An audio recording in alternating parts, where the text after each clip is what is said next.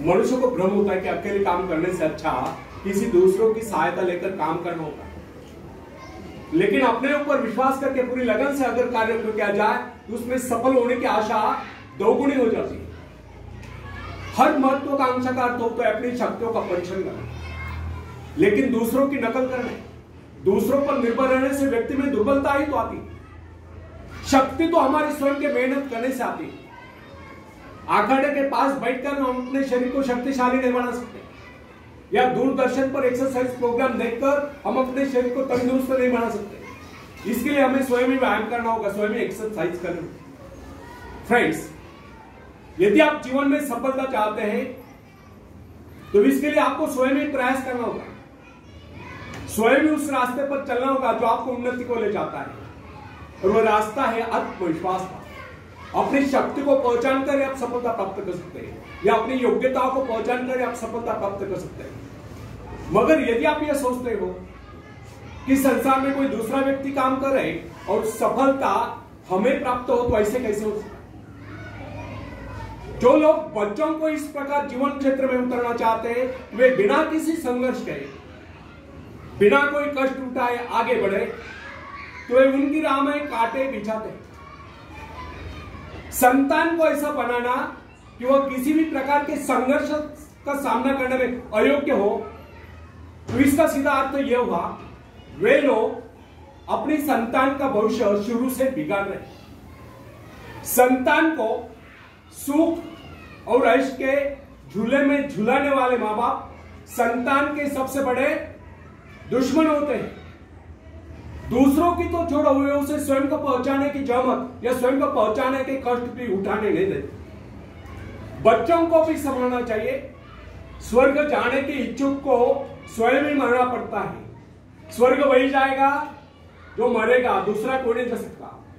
इसी प्रकार जीवन का सच्चा आनंद वही पाएगा जो अपने आत्मा की शक्ति को पहुंचानेगा। फ्रेंड्स, यदि आप किसी कार्य में कामयाबी चाहते हो तो उसके पीछे अपनी पूरी शक्ति लगा देना। नवयुवकों का या नवयुवतियों का स्वभाव ही होता है सहना, सीखना, अनुसरण करना। लेकिन अगर उनके अभिभावकों द्वारा या मां बाप के द्वारा बचपन से इशारा देकर उन्हें जीवन संघर्ष के लिए हतोत्साहित किया गया हो, निराश किया गया हो, तो इसका परिणाम यह निकलता है कि वे अकेले चलना ही भूल जाते हैं। उनकी हालत पैसा के ऊपर चलने वाली हो जाती है। फिर तमाम उम्र वे बिना किसी सहारे के चले नहीं पाते। इसलिए फ्रेंड्स, यदि जीवन में कुछ करना चाहते हो, कुछ बनना चाहते हो, तो अपनी सहायता स्वयं करें। किसी की सिफारिश या प्रभाव से आगे बढ़ने के प्रयत्न आपके भविष्य को नष्ट कर देंगे। स्वयं को इस योग्य बनाओ कि आपको किसी दूसरों से सहायता की आवश्यकता ही ना हो। अपने भीतर अथाह साहस और विश्वास जगाइए।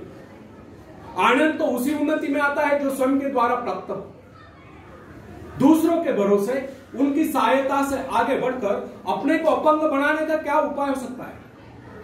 इससे तो मनुष्य की अपनी सारी शक्तियां दम तोड़ देती है, अपनी बुद्धि कुंद हो जाती है। जो दूसरों की सहायता का मोहताज बना रहता है, जो अपना हाथ तक नहीं ला सकता, वह क्या कर सकता है? वह जीवन भर दूसरों का मोहताज बना रहेगा। ना उनमें आत्मविश्वास आता है, ना वे स्वयं के भरोसे आगे बढ़ पाते हैं। उनका तो भविष्य ही अंधकार में होता है। फ्रेंड्स, एक शेर सुनाता हूं, बाद में आगे बढ़ता हूं।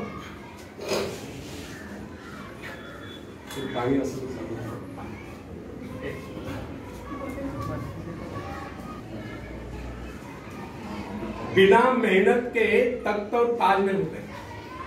बिना मेहनत के तख्त और ताज नहीं होते। ढूंढ लेते हैं जुगनू अंधेरे में भी मंजिल, ढूंढ लेते हैं जुगनू अंधेरे में भी मंजिल, क्योंकि वे किसी बाहरी रोशनी के मोहताज नहीं होते, वे स्वयं प्रकाशित होते। धन्यवाद।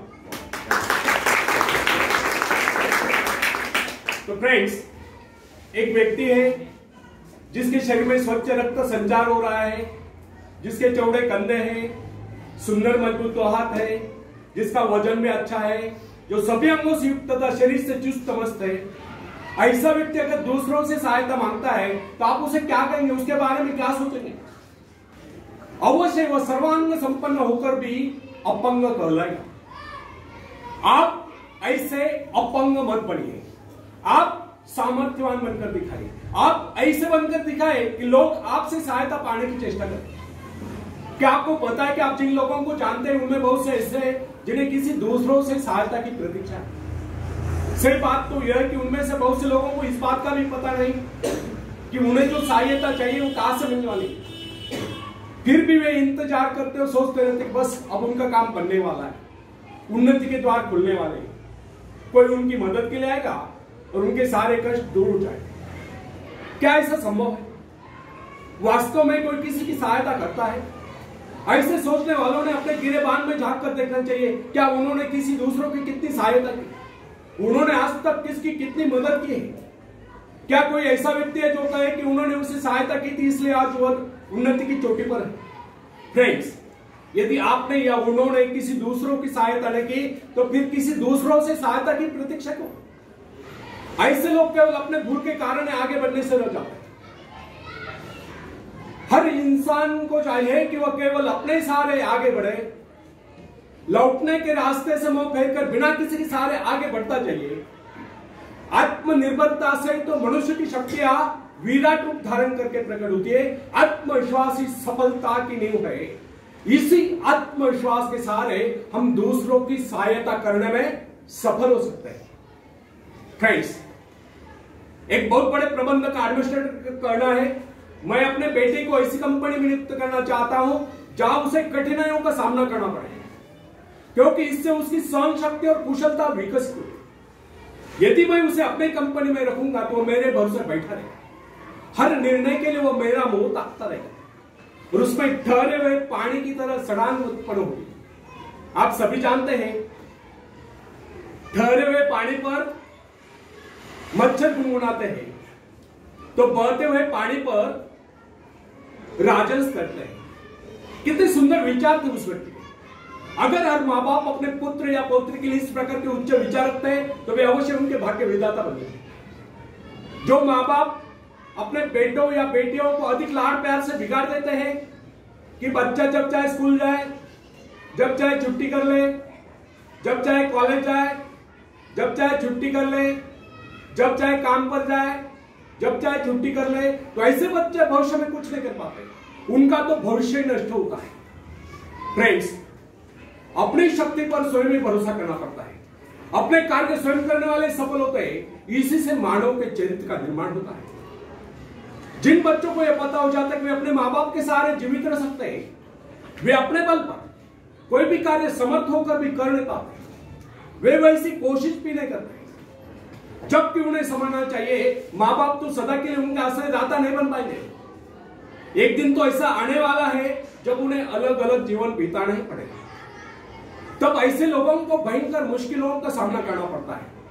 इसलिए फ्रेंड्स, यदि आरंभ से अपने कार्य स्वयं करने की आदत डाली जाए तो यह आदत आपके भविष्य के लिए बहुत ही लाभकारी सिद्ध होगी। जब चाहे इस शक्ति के साथ आप जमीन पर पांव टिकाकर आगे बढ़ सकते हैं। सफल वही होता है जो अपनी शक्ति पर भरोसा करता है।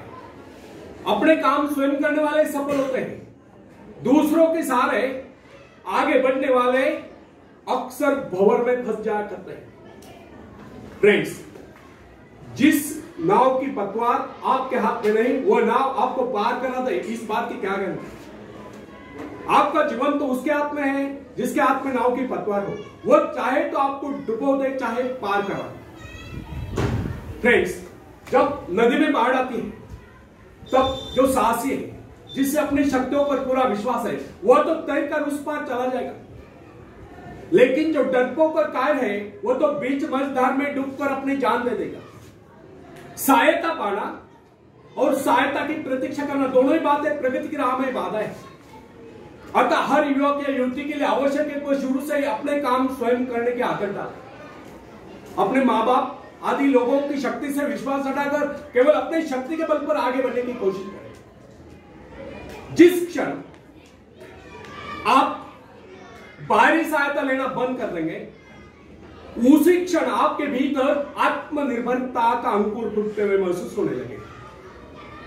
स्वयं कार्य करते समय यदि आप असफल भी हो जाते हैं तो बिना उस असफलता को घबराए तुरंत उस कमी की खोज कीजिए जिसके कारण आपको असफलता मिली, और जैसे आप उस कमी को खोज निकाले तुरंत उसे दूर करने के प्रयास में जुट जाइए।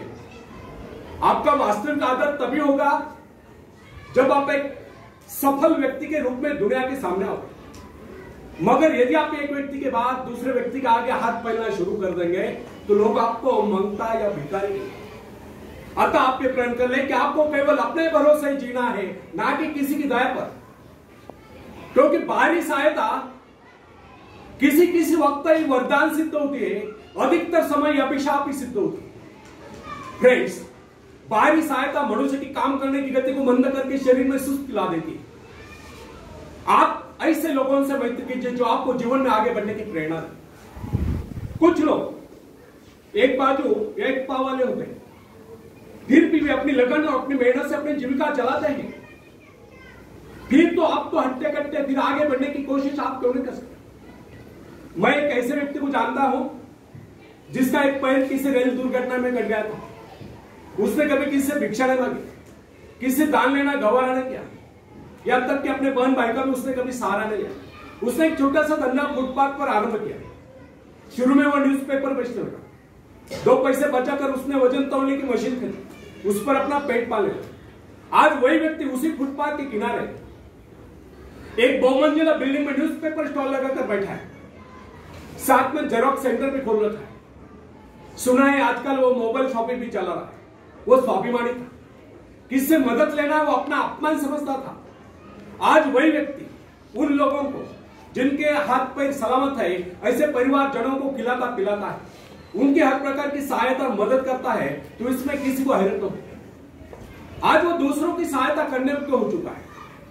वो उन लोगों के लिए प्रेरणा स्थान है जो सर्वांग संपन्न होकर भी दूसरों से सहायता पाने की आशा रखते हैं। फ्रेंड्स, मैं केवल उस विकलांग की बात नहीं करता जिसे मैं जानता हूं। इस संसार में ऐसे बहुत से विकलांग लोग हैं जो अपनी हिम्मत से खुद भी खा रहे हैं और अपने परिवार को भी पाल रहे हैं। ऐसे स्वाभिमानी, मेहनती, आत्मविश्वासी और साहसी लोगों को अपनी जीविका चलाते देखकर हमें स्वयं के विषय में सोचना चाहिए कि क्या हम पूर्णतः स्वस्थ हैं, साथ ही सभी अंगों से युक्त तथा शरीर से चुस्त मस्त होकर भी क्या हम अपने आप को समर्थ समझने का अधिकार रखते हैं? यदि हां, तो फिर किसी दूसरों से सहायता की प्रतीक्षा करो। कोई भी स्वस्थ तथा सर्वांग संपन्न व्यक्ति तब तक अपने आप को समर्थ समझने का अधिकार नहीं रख सकता जब तक वो समझता है कि वो किसी के अधीन है। वास्तविक स्वतंत्रता एक ऐसा उपाय है जिससे मनुष्य की शक्ति दोगुनी जाती है। इस प्रकार की भावना अन्य किसी प्रकार से प्राप्त नहीं होती। जब कोई युवक या युवती अपने हिम्मत के सहारे किसी व्यापार में उतरता है तो उसके मन में एक श्रेष्ठ भावना अवश्य उत्पन्न होती है। यही भावना उसे प्रसन्नता प्रदान करती है। इससे पहले किसी के अधीन रहकर चाहे वो कितना ही बड़ा कारोबार क्यों न कर चुका, परंतु उसे स्वतंत्रता से अपने आत्मविश्वास के सहारे साहस के साथ काम करने में एक नए आनंद का एहसास होता है।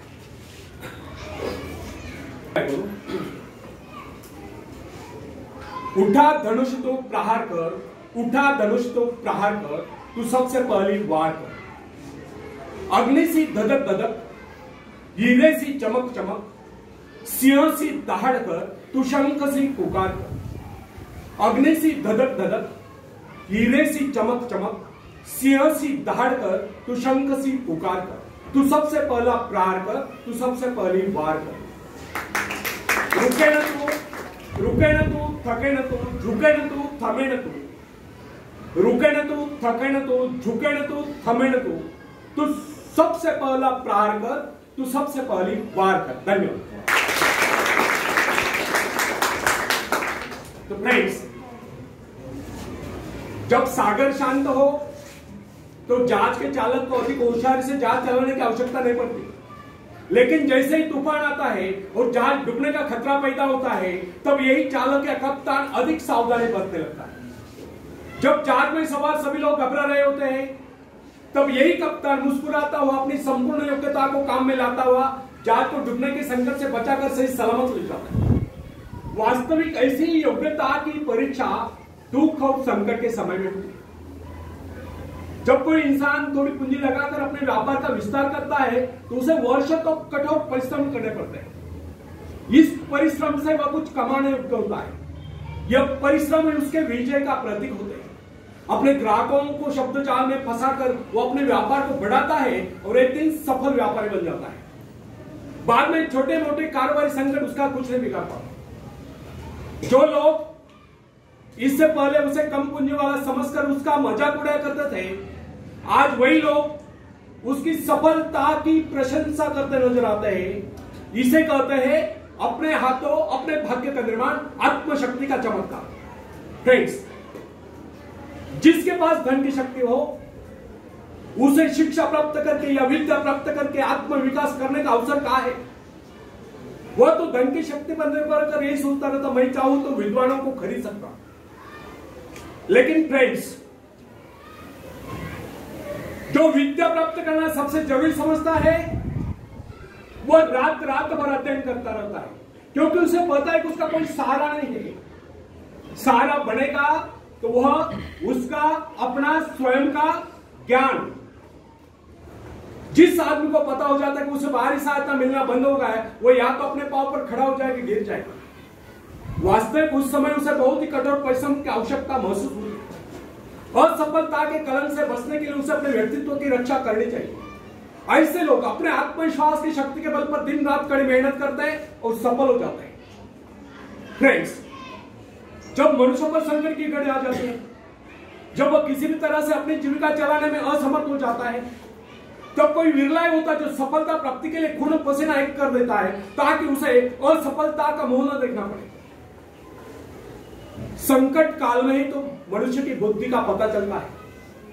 कई बार ऐसे अवसर पर ऐसी सफलता मिलती है जिसकी मनुष्य ने सपने में भी आशा नहीं की। वो स्वयं सोचने लगता है कि मुझे इतनी सफलता कैसे मिली। वास्तविक ऐसी शक्ति हर इंसान के भीतर छुपी होती है, परंतु वो उसे पहचान नहीं पाता। जैसे वह संकटों से गिर जाता है, वैसी यह शक्ति बाहर निकलकर उसकी सहायता करने आ जाती है। जो काम इससे पहले वह असंभव समझ रहा था, वही काम पूरे होने लगते हैं।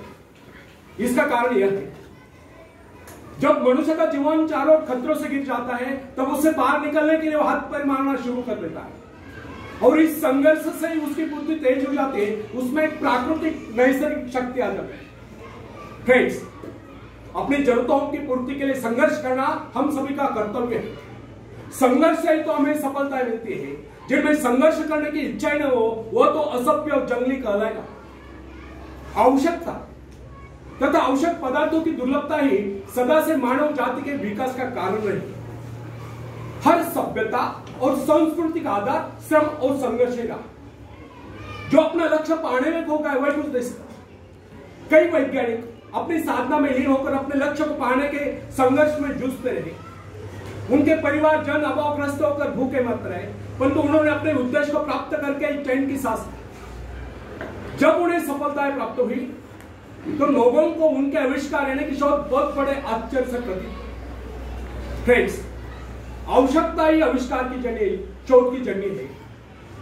यह जरूरत का ही कमाल है जिसने मानवीय सभ्यता को कहां से कहां पहुंचा दिया। अश्म युग से संगणक युग तक जरूरत ही लक्ष्य का निर्णय करते हैं। इसे पाने के लिए वैज्ञानिक तथा शोधकर्ता जी जान से जुट जाते हैं। मनुष्य की गुप्त शक्ति का पता उस समय चलता है जब कोई जरूरत आकर उसके सामने खड़ी होती है, उसकी पूर्ति के लिए वो संघर्ष करता है। मनुष्य की यह गुप्त शक्ति आपातकाल में प्रकट होती है। इसका सीधा अर्थ यह हुआ, यदि मनुष्य को किसी वस्तु की आवश्यकता न हो तो उसकी आंतरिक शक्ति का अंत हो जाएगा। बाहरी सहायता लेने से भी इस आंतरिक शक्ति को बाहर निकलने का अवसर नहीं मिलता। जो काम इस शक्ति द्वारा लिया जाने वाला था, वही काम हम दूसरों की सहायता लेकर झटपट कर डालते हैं और पंगु तथा शक्तिहीन बने रहते हैं। इसलिए फ्रेंड्स, हमें एक बात कदापि नहीं भूलनी चाहिए, अपने मित्रों की सहायता लेने के बजाय या दूसरों की सहायता लेने के बजाय अपनी आंतरिक शक्तियों की सहायता लेना हमारे लिए अधिक उचित होगा। क्योंकि आत्मनिर्भरता एक ऐसी शक्ति है जो मित्रता यानी कि मित्रों से ली हुई सहायता, प्रभाव यानी कि दूसरों का प्रभाव, धन संपत्ति यानी दाम कर काम, पैसे से ले हुआ काम, ऊंचा वंश यानी ऊंचे खानदान में जन्म पाए हुए व्यक्ति का सहारा लेना या बाहरी किसी भी प्रकार की सहायता, इन सब की सामूहिक शक्ति से ही शक्तिशाली होती है। इन शॉर्ट, आत्मनिर्भरता एक ऐसी शक्ति है जो मित्रता, प्रभाव, धन संपत्ति, ऊर्जावंश या बाहरी किसी भी प्रकार की सहायता, इन सब की सामूहिक शक्ति से ही शक्तिशाली होती है। आत्मनिर्भरता की सहायता लेकर मनुष्य भीषण से भीषण बाधाओं को भी पार कर जाता है, भयंकर कठिनाइयों पर भी विजय प्राप्त करता है, बड़े से बड़े आविष्कार की शोध करने में भी सफल हो जाता है। इंसानी गुणों में सबसे अधिक शक्ति आत्मनिर्भरता की है। जो इंसान अपने सहारे जीता है, जो अपने बल पर चलता है, जो अपने लक्ष्य पर चट्टान के भांति डटा हुआ है, जो बाधाओं को सामने देखकर जरा भी विचलित नहीं हुआ, जिसे अपनी कार्य कुशलता और कर्म शक्ति पर पूरा विश्वास है, वही सफल होता है। सत्य, पवित्रता और सुंदरता पर प्यार करना मनुष्य का स्वभाव है। जो व्यक्ति मौलिक विचारों के बल पर जीता है, जिसके कुछ सिद्धांत है जिन पर वो आरूढ़ रहता है, जो अपने अवसरों पर दृढ़ता से कायम है, लोग उसे आश्चर्य से देखते हैं, उसके अनुयायी बनने का प्रयत्न करते हैं, क्योंकि लोगों के दृष्टि में वो महान है। फ्रेंड्स, यदि आप भी महान बनना चाहते हो तो अपनी शक्तियों को पहचानो। ईश्वर ने जो शक्ति आपको प्रदान की है वो आपके भीतर छुपी हुई है, उसे जगाकर बाहर लाओ। यदि आप उसे जगाने में सफल हो गए तो सफलताएं आपके कदमों तले होगी और आप कामयाबी के शिखर पर होंगे। आखिरी में हरिवंश राय बच्चन जी की कविता पेश करता हूं, बाद में मराठी में संवाद साधता हूं, आप भी मुझे साथ देंगे। लहरों से डरकर नौका पार नहीं होती, कोशिश करने वालों की कभी नहीं होती। नन्ही चींटी जब दाना लेकर चलती है, चढ़ती दीवारों पर 100 बार फिसलती है। नन्ही चींटी जब दाना लेकर चलती है, चढ़ती दीवारों पर 100 बार फिसलती है। मन का विश्वास रगों में सांस भरता है, चढ़कर गिरना, गिरकर चढ़ना न करता है। आखिर उसकी मेहनत बेकार नहीं होती, कोशिश करने वालों की कभी हार नहीं होती। कोशिश करने वालों की कभी हार नहीं होती। डुबकिया सिंधु में गोताखोर लगाता है, सिंधु में समंदर में, डुबकिया सिंधु में गोताखोर लगाता है, जा जाकर खाली हाथ लौट कर आता है। मिलते नहीं सोची मोती गहरे पानी में, मिलते नहीं सोची मोती गहरे पानी में, मुट्ठी उसकी खाली हर बार नहीं होती।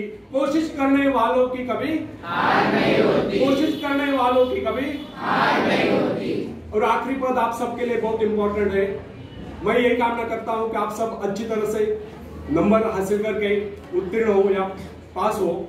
लेकिन अगर कोई एक दूसरा सब्जेक्ट में अगर कोई फेल भी होता है तो बिल्कुल मायूस नहीं होने का, निराश नहीं होने का। तो आप सबके लिए बहुत प्रेरणादायी आखिरी है। असफलता एक चुनौती है, इसे स्वीकार करो। असफलता एक चुनौती है, इसे स्वीकार करो। क्या कमी रह गई देखो और सुधार करो। जब तक न सफल हो नींद चैन को त्यागो तुम, संघर्ष का मैदान छोड़कर मत भागो तुम। कुछ के बगैर जय जयकार नहीं होती, कोशिश करने वालों की कभी हार नहीं होती। कोशिश करने वालों की कभी हार नहीं होती। धन्यवाद।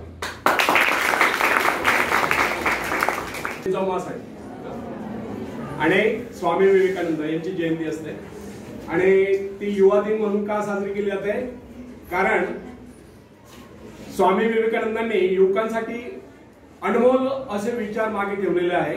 ते फक्त 40 वर्ष जगले, परंतु त्यांनी जे काही महान कार्य करून ठेवलं आहे, जे महान विचार मागे ठेवले आहेत, ते अनंत काळ येणाऱ्या पुढील पिढ्यांना सतत प्रेरणा देत राहतील असे त्यांचे विचार आहे। तुम्ही मोबाईलचा सदुपयोग करत असाल तर विवेकानंदांचे विचार पण आत्मसात करा। तर या ठिकाणी मी थोडक्यात तुम्हाला त्यांचे जे महत्त्वाचे विचार आहेत ते समजून सांगतोय आणि त्यानंतर आपण विषय सुरूया। तर विवेकानंदांचं एक स्लोगन आहे युवकांसाठी, अराइज, अवेक आणि stop not till the goal is rich. उठा, जागे व्हा आणि तोपर्यंत थांबू नका जोपर्यंत तुम्ही तुमचं ध्येय गाठत नाही। अथक परिश्रम करा, मेहनत करा आणि आपलं लक्ष्य हासिल करा। विवेकानंदांनी हे पण सांगितलं आहे, हे विश्व एक व्यायामशाळा आहे आणि आपण सर्व इथे कशासाठी आलो आहोत, व्यायाम करण्यासाठी। त्यांच्या सांगण्याचा उद्देश आहे की आपण सर्वांना मल्ल व्हायचंय। त्यांच्या सांगण्याचा व्यापक अर्थ असा आहे, आपल्याला शारीरिक, मानसिक आणि बौद्धिक दृष्ट्या सक्षम व्हायचंय। आपल्याला मनाने, मनगटाने आणि मेंदूने सक्षम व्हायचंय. मग शारीरिकदृष्ट्या सक्षम होण्यासाठी काय केलं पाहिजे? जिमलाच गेलं पाहिजे किंवा व्यायामशाळेतच गेलं पाहिजे असं काही नाही, कारण हे विश्व एक व्यायामशाळा आहे. मग त्यासाठी सकाळी उठल्यापासून रात्री झोपेपर्यंत दिवसभर ज्या ज्या शारीरिक श्रम करण्याच्या संधी आहे त्या संधीचं सोनं करायचंय, अंग झोपून काम करायचंय. आजकाल काय झालंय, प्रत्येक घरामध्ये एकुलता एक मुलगा असतो किंवा एकुलता एक मुलगी असते, खूप लहानात वारलेले असतात, त्यांना काम करायची सवय नसते किंवा काम करायची लाज वाटते. तर त्यांच्यासाठी सुद्धा सांगतो, ठीक आहे तुम्ही काम करू नका, परंतु तुम्हाला जर कोविड सारख्या महामारीपासून जर भविष्यात मुकाबला करायची गरज पडली तर त्यासाठी तुम्हाला शारीरिक दृष्ट्या तुम्हाला तंदुरुस्त असणं गरजेचं आहे. तर तुमच्यासाठी सुद्धा सल्ला सांगतो, सकाळी लवकर उठा, मोकळ्या हवेमध्ये सकाळी रनिंग करा, जॉगिंग करा, स्विमिंग करा, सायकलिंग करा, योगासने करा, प्राणायाम करा, व्यायाम करा, किंवा तुमचा आवडता खेळ असेल तो खेळ खेळा.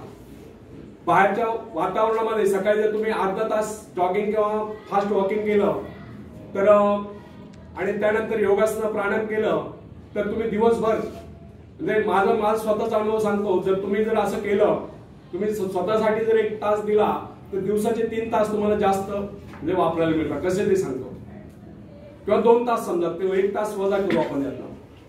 कसं, जर तुम्ही सकाळी मोकळ्या हवेमध्ये वातावरणामध्ये म्हणजे मोकळ्या वातावरणामध्ये भरपूर एक्सरसाइज केली तर तुम्ही ताजेतवाने व्हा, तुम्हाला शरीराला जी ऑक्सिजनची गरज असते ती फुलफिल होते सकाळी.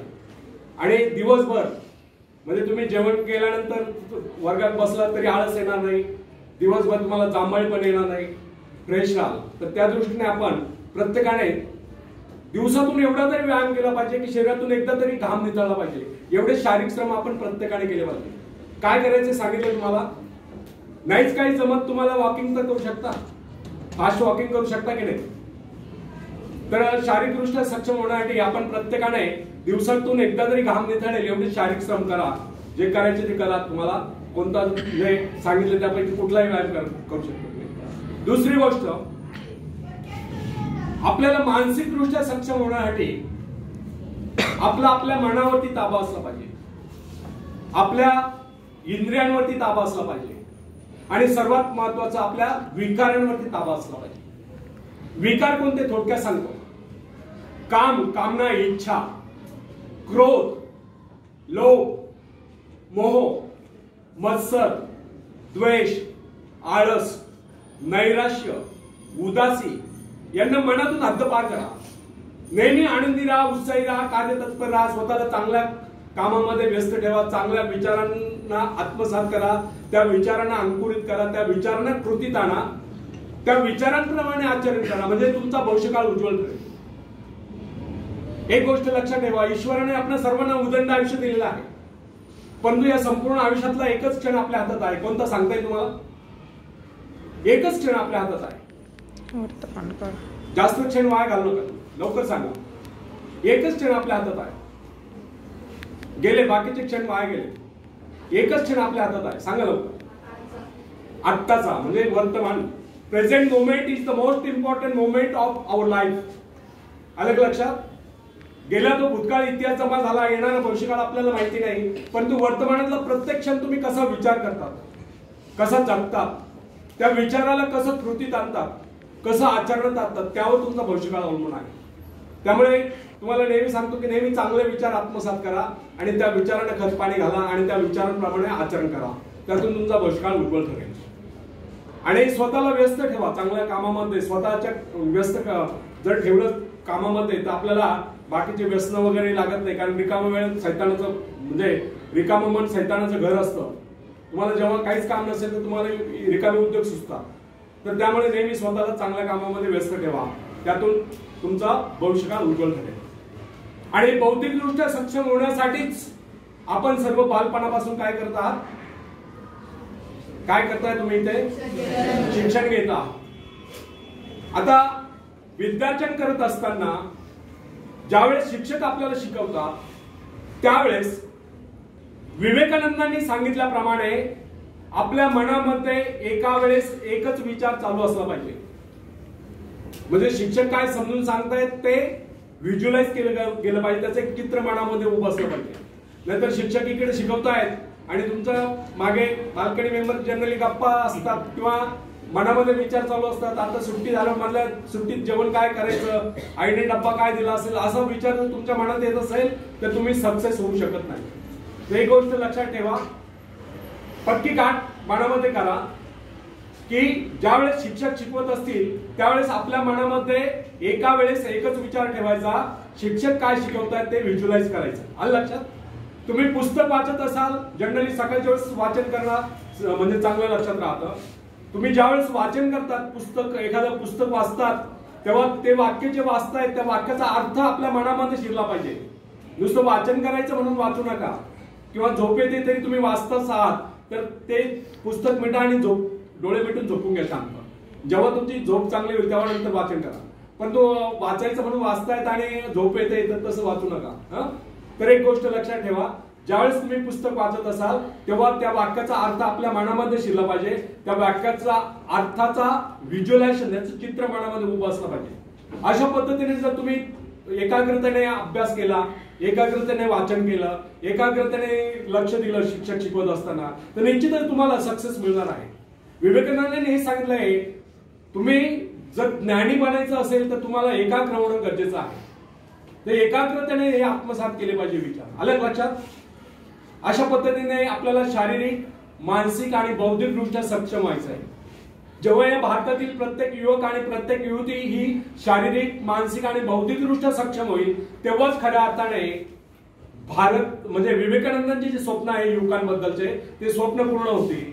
आणि आता मी जे आत्मनिर्भरता या विषयावरती जे व्याख्यान दिलं, या व्याख्यानातून सकारात्मक विचार घ्या. कदाचित त्याच्यामध्ये थोडंसं दुखवलं जाण्याची शक्यता आहे, पण हे माझे विचार नाही, हे महान व्यक्तीचे विचार आहेत, महान ऋषींचे विचार आहेत. ज्या ऋषींचे विचार विवेकानंदांनी सुद्धा आत्मसात केले असे महान व्यक्तीचे विचार आहेत. त्या विचारांपासून मी हे विचार मला भावले म्हणून मी तुमच्यापर्यंत पोहोचवले. मित्रांनो, मला स्वतःचं वैयक्तिक सांगायचं झालं म्हणजे कौटुंबिक मला बोलतो 1-2 मिनिटं फक्त, की मी सरांना सांगितलं मी चांदवड तालुक्यात काजीसांगवी या गावातला आहे. वयाच्या 11व्या वर्षी मी खडी फोडलेली, दुष्काळ होता 72 सालचा, वयाच्या 11व्या वर्षी खडी फोडलेली. त्यावेळेस आमची हजेरी लागत नव्हती. आमच्या आत्या, आमच्याकडे अधू आत्या होती, त्या आत्याचा सांभाळ आमच्या वडिलांनी केला. तर त्या अधू आत्याला आम्ही हजेरी सेंटरवर फक्त बैलगाडीत घेऊन जायचो, हजेरी लावायचं आणि तिच्या पद्धत आम्ही काम करायचं. आणि diploma, basically me diploma in electrical engineering केला आहे. जेव्हा 10वीची परीक्षा झाली तेव्हा 54 दिवसाचा स्ट्राईक होता. तर चांदवड केंद्रामध्ये शेवटचा भूमितीचा पेपर होता. मला मॅथ मध्ये आउट ऑफ मार्क मिळालेले, तो भाग वेगळा. भूमितीचा पेपर होता.